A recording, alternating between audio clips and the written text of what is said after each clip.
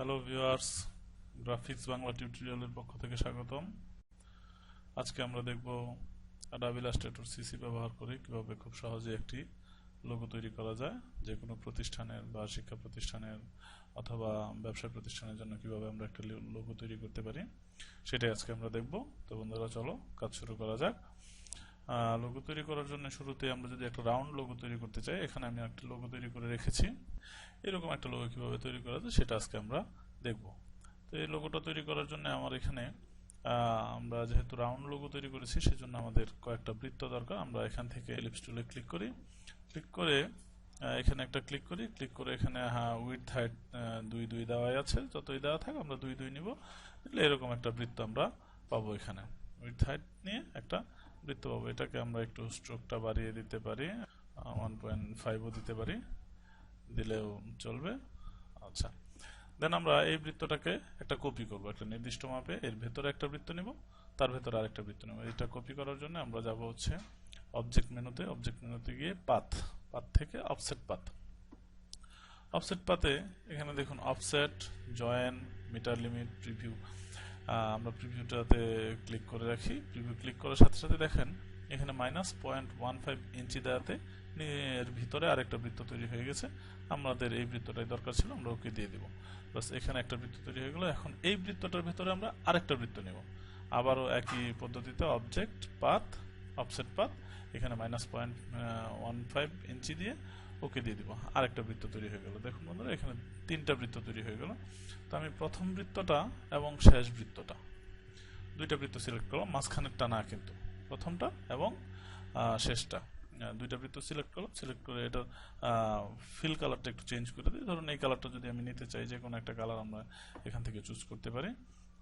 একটা কালার আমরা হয়তো এখান থেকে যে কোনো একটা কালার নিয়ে নিতে পারি। এই কালারটা আমরা ধরুন নিয়ে নিলাম, অথবা আর একটু ভালো কালার, লাইট কালার যদি নিতে চাই সেক্ষেত্রে আমরা এটা নিতে পারি। লাইট কালার নিয়ে নিলাম, নিয়ে এখন এই বৃত্তটা আর এই বৃত্তটা, এই 2টা বৃত্তকে আমরা ধরবো, মাঝখানেরটা না। এই 2টা বৃত্ত ধরে এখান থেকে পাথফাইন্ডার থেকে জাস্ট ফ্রন্ট মাইনাস করে দেব। ফ্রন্ট মাইনাস করলে দেখেন 2টা বৃত্ত একটা গ্রুপে চলে আসছে, আর ওই বৃত্তটা পেছনে চলে গেছে। এখন এটাকে আমি পেছনে পাঠিয়ে দেবো। এই বৃত্তটা সিলেক্ট করে রাইট বাটন ক্লিক করে arrange send to back. Send to back করার সাথে সাথে দেখেন এইখানে যে বৃত্তটা ছিল ওটা চলে এসেছে এবং এর ভিতরে একটা ফিল চলে আসছে। তো ওই ফিলটা আমার দরকার নেই, আমি এখান থেকে ফিল কালার নান করে দিব। ফিল কালার নান করে দেওয়ার সাথে সাথে দেখেন ওই ভেতরের বৃত্তটাও দেখা যাচ্ছে, এই বৃত্তটাও দেখা যাচ্ছে। এখন আমরা এরকম একটা রাউন্ড লেখার জন্য আমাদের একটা ব্রাশ তৈরি করতে হবে। সেই ব্রাশটা তৈরি করার জন্য প্রথমে আমি কিছু কাজ করে নিই। এর মাঝামাঝি বরাবর আমি এটাকে কাটবো। কাটার জন্য আমি এখান থেকে একটা গাইড নিয়ে নিলাম। এর মাঝ বরাবর আরেকটা গাইড নিয়ে নিলাম, আর একটু নিচে 2টা গাইড নিলাম। আমরা এই 2টা জায়গায় কাটবো বৃত্তটা কাটার জন্য আমরা এখান থেকে সিজার টুল ব্যবহার করতে পারি। এখানে বেশিরভাগ সময় ইরেজ টুলটা দেওয়া থাকে, তো এখানে ক্লিক করলে আমরা সিজার টুল পেয়ে যাব। সিজার টুল দিয়ে দেখুন এখানে একটা ক্লিক করব।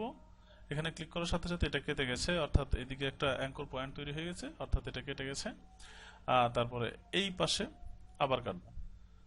দেখুন এখানেও কেটেছে। আরেকবার আমি এখানে ক্লিক করব, আরেকবার এখানে ক্লিক করব। এখন আমি সিলেক্ট করে এই মাঝখানের অংশটাকে জাস্ট ডিলিট করে দিব।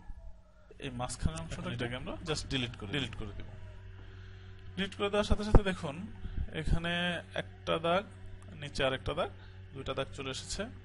এখন আমি এখানে এই এস্টাবলিশড লেখাটা দিব, আর উপরে প্রতিষ্ঠানের নামটা দিব। সাপোজ আমি যে প্রতিষ্ঠানে চাকরি করি সেই প্রতিষ্ঠানের নাম আমি লিখে দিলাম, RTPNCSDO NRTPSDONA high school CHOOL। এটাকে আমরা একটু ফন্ট চেঞ্জ করে নিতে পারি। যে কোনো ফন্ট আমরা একটু বোল্ড ধরনের একটু ফন্ট যদি আমরা এখান থেকে চুজ করি, সেক্ষেত্রে আমাদের কাজটা দেখতে ভালো লাগবে। এটাকে আমি একটু বোল্ড করে নিলাম। বোল্ড করে নিয়ে এখন আমি এটাকে ব্রাশ বানাবো।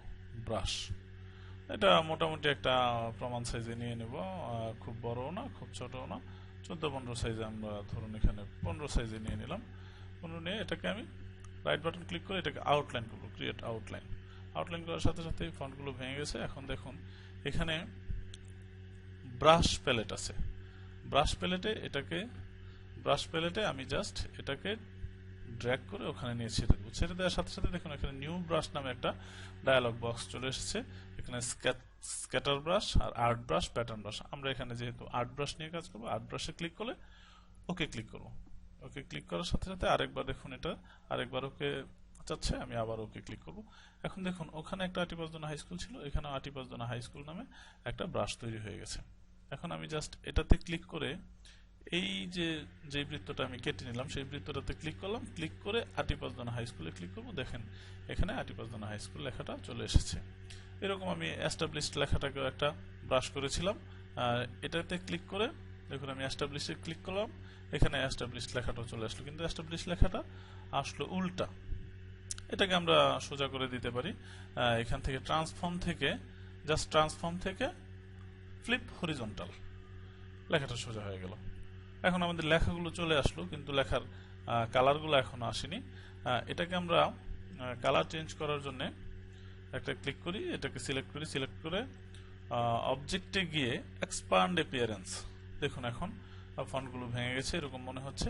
এখন আমরা এখান থেকে যে কোনো একটা কালার দিয়ে দিতে পারি, যে কোনো কালার আমরা এখান থেকে ইউজ করতে পারি। ওকে, দেখুন এই যে কালার চেঞ্জ হয়ে গেছে। হ্যাঁ, এরকম আমরা যে কোনো কালার এইভাবে নিয়ে আসতে পারি। এস্টাবলিশ লেখাটাকেও যদি আমি এরকম কালার চেঞ্জ করতে চাই, এটাকে ক্লিক করে অবজেক্টে ক্লিক করে এক্সপান্ড অ্যাপিয়ারেন্স, তারপরে আমি সেখান থেকে যে কোনো একটা কালার দিয়ে দিতে পারি, যে কোনো কালার আমি এখানে ইউজ করতে পারি। ওকে, এস্টাবলিশড 57 চলে এসেছে। এখন এই দেখুন দুই পাশে দুইটা স্টার দেওয়া আছে। আমরা এখান থেকে এলিপসের যেই বাটন ছিল ওখানে স্টার টুল আছে, স্টার টুল থেকে আমরা একটা করে স্টার নিতে পারি। ক্লিক করে এখানে 5 পয়েন্টের স্টার দেওয়া আছে, ওকে দিলাম। 5 পয়েন্টে একটা স্টার নেব, এটাকে আমরা জাস্ট ছোট করে দিই, অল্টার শিফট ধরে এটাকে ছোট করে জাস্ট এখানে বসিয়ে দিই, ছোট করে এই পাশে আরেকটা সেম, বাস দুইটা স্টার আমরা নিয়ে নিলাম। এটা কালারটা আমি চেঞ্জ করে দিতে পারি, যে কোনো কালার আমি এখানে ইউজ করতে পারি।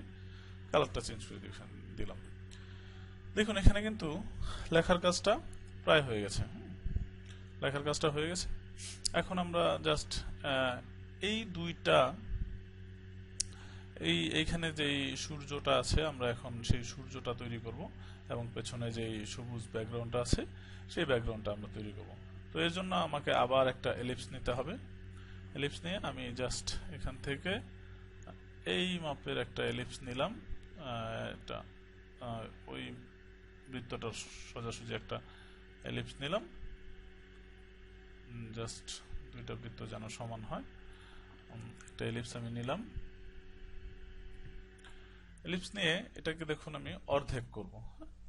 এটাকে অর্ধেক করার জন্য আমি কিভাবে অর্ধেক করতে পারি, এটাকে অর্ধেক করার জন্য আমি আরেকটা রেক্ট্যাঙ্গেল টুল নেব। রেক্ট্যাঙ্গেল টুল নিয়ে জাস্ট এর উপর বসাবো, বসিয়ে দুইটাকে একসাথে সিলেক্ট করব, সিলেক্ট করে পাথফাইন্ডার থেকে ফ্রন্ট মাইনাস ফ্রন্ট করে দিব। এখানে দেখুন একটা অর্ধবৃত্ত তৈরি হয়ে গেছে। এখন এই অর্ধবৃত্তটাকে জাস্ট আমি এখানে গিয়ে বসিয়ে দিব, অর্ধবৃত্তটাকে এখানে আমি বসিয়ে দিলাম। এটা একটু জুম করলে দেখতে পাবেন এটা ওই রেখাটার উপরে চলে এসেছে, কোনো ব্যাপার না, রেখাটার উপরে চলে আসুক। এটাকে রাইট বাটন ক্লিক করে অ্যারেঞ্জে গিয়ে সেন্ড টু ব্যাক, পেছনে চলে গেছে, রেখার পেছনে চলে গেছে। এখন আমরা এই সূর্যটা তৈরি করব ঠিক একইভাবে। দেখুন কিভাবে, এটা যেহেতু সবুজ ছিল আমরা এই কালারটা সবুজ দিয়ে দিতে পারি, এখান থেকে কালার পিক করতে পারি। এখন আমরা একটা সূর্য তৈরি করব। সূর্য তৈরি করার জন্য আমরা একটা স্টার টুল নিব। স্টার টুলে এখানে দেখুন রেডিয়াস যাই থাকুক, মোটামুটি একটা প্রমাণ সাইজই থাকে। এখানে পয়েন্টটা আমরা একটু বাড়িয়ে দেব। এখানে ধরুন আমি 18টা পয়েন্ট নিলাম, ওকে দিয়ে দিলাম। 18টা পয়েন্ট নিলে একটা ওকে দিয়ে দিলাম, ফুল একটা বৃত্তাকার স্টার তৈরি হয়ে গেছে। কিন্তু আমি এটাকে অর্ধেক করব। অর্ধেক সেই আগের নিয়মে পাথফাইন্ডার টুল দিয়ে জাস্ট আরেকটা রেক্ট্যাঙ্গেল টুল নিব। রেক্ট্যাঙ্গেল টুল নিয়ে এর মাঝ বরাবর আমি একটা রেক্ট্যাঙ্গেল আঁকবো। এখন দুইটাকে সিলেক্ট করে পাথফাইন্ডার থেকে মাইনাস ফ্রন্ট করে দেব। দেখুন এখানে একটা সূর্যের মতো তৈরি হয়ে গেছে। এটাকে আমি একটু ছোট করে দেই, ছোট করে জাস্ট এখানে ছোট করে দেই, আর এটা কালার পিক করে লাল করে দিলাম। এখন এটাকে এই বৃত্তের উপর নিয়ে বসিয়ে দিব, এই বৃত্তের সোজাসুজি আমি এটাকে বসিয়ে দিলাম। দুইটাকে যদি মাঝামাঝি করতে চাই অ্যালাইন থেকে দিয়ে দিলাম, তারপরে একটু বসিয়ে দিলাম, বাস। এখন এটাকে আমি একটু ইচ্ছা করলে ছোট বড় করে নিতে পারি। সূর্যটা তৈরি হয়ে গেল। এখন আমরা যে কাজটা করব সেটা হচ্ছে, এখানে দেখুন সূর্যের নিচে একটা দাগ আছে, তার নিচে আরেকটা দাগ, তার নিচে আরেকটা দাগ। এগুলো আমরা খুব সহজে পেন টুল দিয়ে করতে পারি। জাস্ট এখানে একটা ক্লিক, এখানে একটা ক্লিক, সরি আমি পেন টুল দিয়ে এঁকে নিলাম। এটাকে যদি আমি কালো দিয়ে দিই, স্ট্রোক 2 বা 1.5 দিলাম। 1.5 যেহেতু আগেরগুলো ছিল, এটা 1.5 দিলাম। এখন এটাকে আমি এখানে নিয়ে বসিয়ে দিব, এখানে বসিয়ে দিলাম। দেখুন এটা চাইতে বড় হয়ে গেছে, কোনো ব্যাপার না, আমরা জাস্ট ড্র্যাগ করে ছোট করে একটু উপরে তুলে দিব। সেম আরেকটা দাগ আমরা আরেকটু নিচে নিয়ে নিই, যে কোনো জায়গায় আরেকটা দাগ নিয়ে নিলাম, নিচে নিয়ে নিলাম আরেকটা দাগ,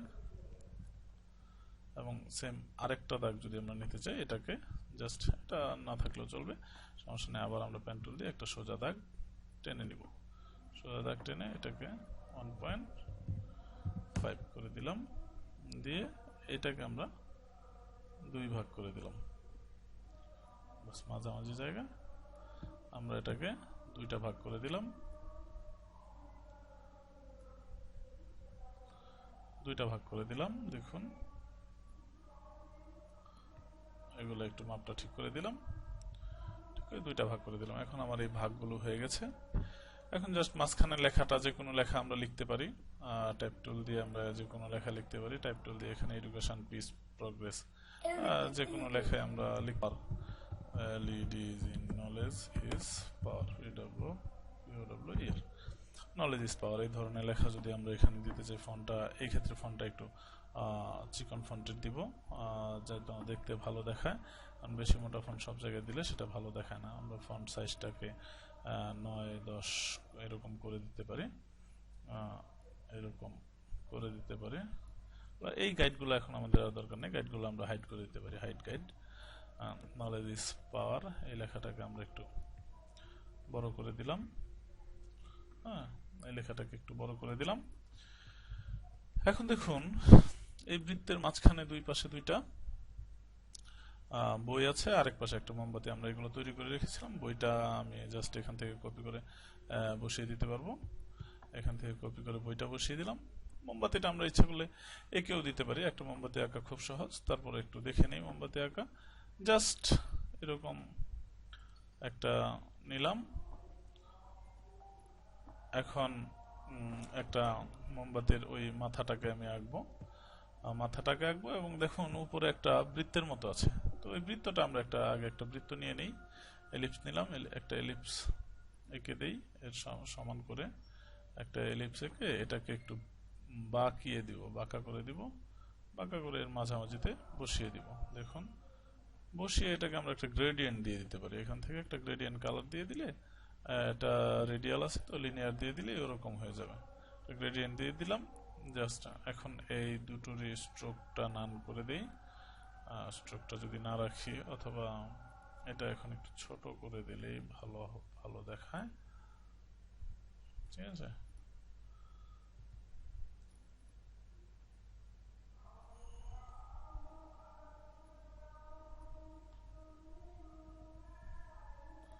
এরকম আমরা করতে পারি। যদি ওই মাথাটা দেখা যাচ্ছে একটু বেরিয়ে আসছে, এই মাথাটাকে আমরা ডিরেক্ট সিলেকশন টুল দিয়ে জাস্ট এই মাথায় ক্লিক করে ওটাকে একটু অ্যারো দিয়ে নামিয়ে দিব, অথবা এভাবে ধরেও নামিয়ে দিতে পারি, তাহলে আর ওটা দেখা যাবে না। এটাকে আমরা একটা স্ট্রোক দিয়ে দিতে পারি, এখানে একটা স্ট্রোক, যে কোনো একটা কালো কালার স্ট্রোক দিয়ে দিতে পারি। এখন ইচ্ছা করলে এটাকে একটু ছোটও করে দিতে পারি, ছোট করলেও তেমন একটা সমস্যা হবে না। এখন আমরা ওই মোমবাতির যে শিখাটা, সেটাকে আমরা আঁকবো। দেখুন শিখাটা আঁকা খুব সহজ, একটা ক্লিক, জাস্ট সোজা আরেকটা ক্লিক করে একটু বাঁকিয়ে দিলাম, বাঁকিয়ে দিয়ে এইদিকে আরেকটু বাঁকিয়ে দিলাম, দিয়ে জাস্ট এখানে বাস মোমবাতির শিখা হয়ে গেল। এটাকে আমরা যদি এটা ফিল কালার সাদা করে দিই, দিয়ে জাস্ট এর উপরে বসিয়ে দিলাম। এখন দেখুন মোমবাতির শিখাটা কিন্তু আমাদের তৈরি হয়ে গেছে। এটাকে একটু ছোট করে নেই। ছোট করে আমরা যদি এখানে বসিয়ে দিই মাপ মতো, এটাকে কিন্তু আমরা এখানে বসিয়ে দিতে পারি। এটা দেখুন উপরে চলে এসেছে।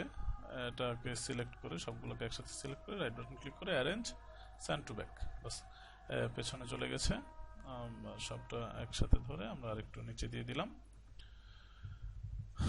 তৈরি হয়ে গেল আমাদের লোগো।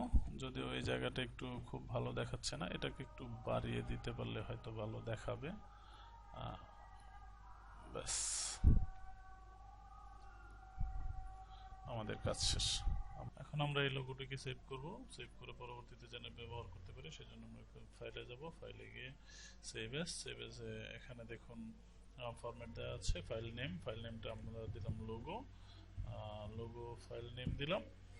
দেওয়ার পরে এখানে দেখুন save S type Adobe Illustrator AI দেওয়া আছে, আমরা এখানে সেভ দিব।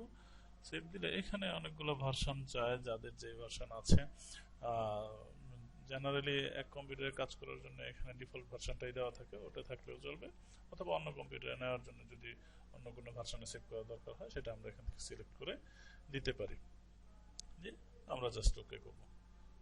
ওকে করলে আমাদের ফাইলটি দেখুন এই ডেস্কটপে আমরা এই ফাইলটি করেছিলাম, এই যে এআই লোগো নামে এই ফাইলটা সেভ হয়ে গেছে। এখন আমরা এটা যে কোনো জায়গায় ব্যবহার করতে পারবো।